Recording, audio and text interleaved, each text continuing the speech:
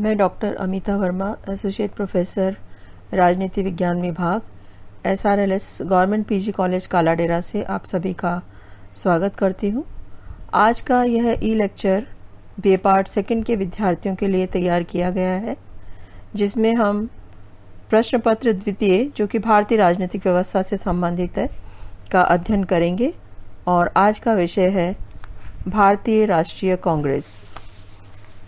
भारतीय राष्ट्रीय कांग्रेस की स्थापना वह आधारभूत घटना थी जिसके ऊपर आगे चलकर भारत के स्वतंत्रता संग्राम की इमारत खड़ी हुई। प्रारंभ में उसका उद्देश्य सीमित था, बल्कि बहुत स्पष्ट नहीं था, पर जैसे जैसे संगठन में लोगों का मिलना बैठना प्रारंभ हुआ, वैसे वैसे भविष्य की तस्वीर साफ होती चली गई और अंततः व्यापक आंदोलन में परिवर्तित हो गई। भारतीय राष्ट्रीय कांग्रेस की स्थापना के कई पक्ष महत्वपूर्ण हैं और स्थापना के बारे में जानकारी से पहले ये जानना भी ज़रूरी है कि कांग्रेस के पूर्ववर्ती संगठन कौन कौन से थे। कांग्रेस के जो पूर्ववर्ती संगठन थे उनमें British Indian association 1851, India league 1875, Indian association 1876, Poona सार्वजनिक सभा 1876 और मद्रास महाजन सभा 1881 प्रमुख हैं।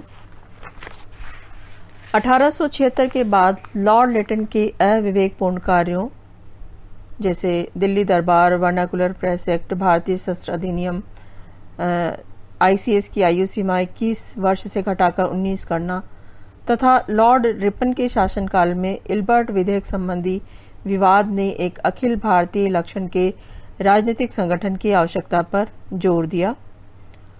कांग्रेस की स्थापना का विचार A.O. ह्यूम के मस्तिष्क की उपज है, जिनका प्रमुख कार्य क्षेत्र आर्थिक सामाजिक था।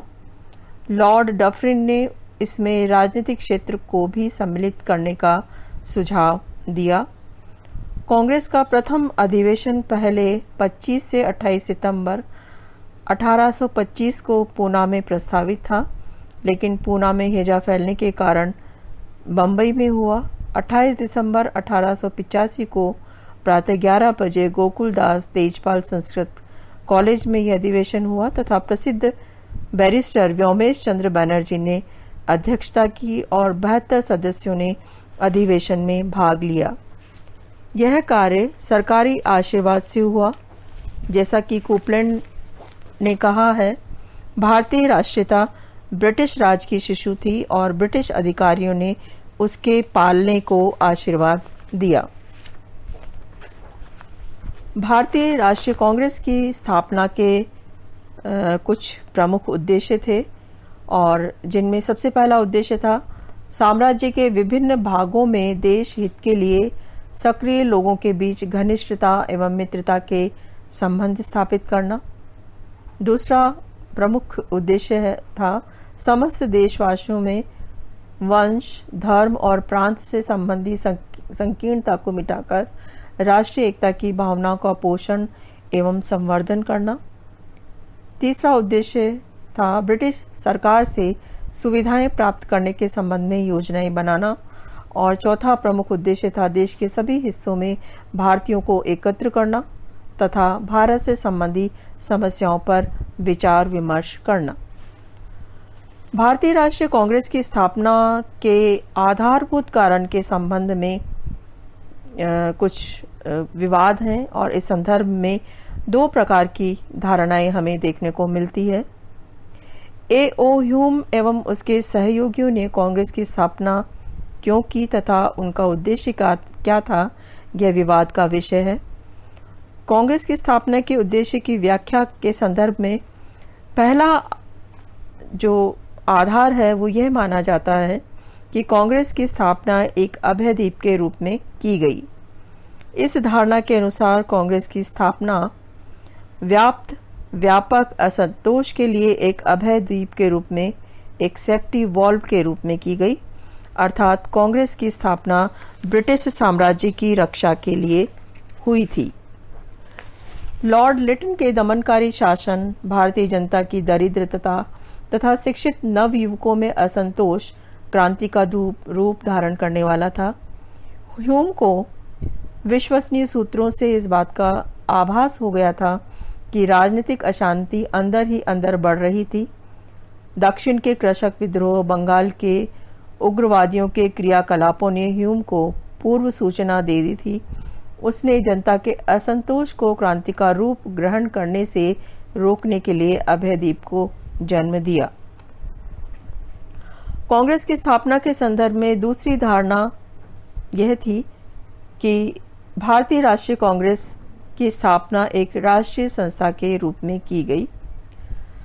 भारतीय राष्ट्रीय कांग्रेस की स्थापना भारतीयों के हितार्थ एक राष्ट्रीय संस्था के रूप में की गई, और यदि अभयदीप की धारणा को स्वीकार कर लिया जाए तो ह्यूम एवं उन भारतीय नेताओं पर यह आक्षेप होगा जिन्होंने कांग्रेस की स्थापना में सहयोग दिया। ह्यूम एक सेवानिवृत्त आईसीएस थे। बहुत बड़ा समय उन्होंने भारत में व्यतीत किया, भारतीय जनता का कल्याण किया। वे कोई साम्राज्यवादी नहीं थे। भारतीय राष्ट्रीय कांग्रेस की स्थापना के संदर्भ में दूसरी धारणा इस मान्यता पर आधारित है कि भारतीय राष्ट्रीय कांग्रेस एक राष्ट्रीय संस्था के रूप में स्थापित हुई थी। कांग्रेस की स्थापना से संबंधित दोनों ही व्याख्याओं में वस्तुतः आंशिक सत्य है।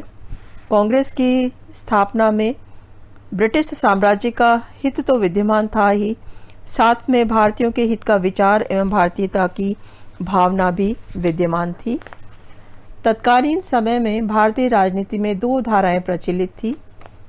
एक धारा तत्काल ब्रिटिश साम्राज्य का अंत करना चाहती थी और दूसरी धारा भारतीय शासन में भारतीय जनता का ऐसा प्रतिनिधित्व चाहती थी जो बढ़ते बढ़ते इतना हो जाए कि ब्रिटिश शासन के अधीन स्वराज्य प्राप्त हो जाए।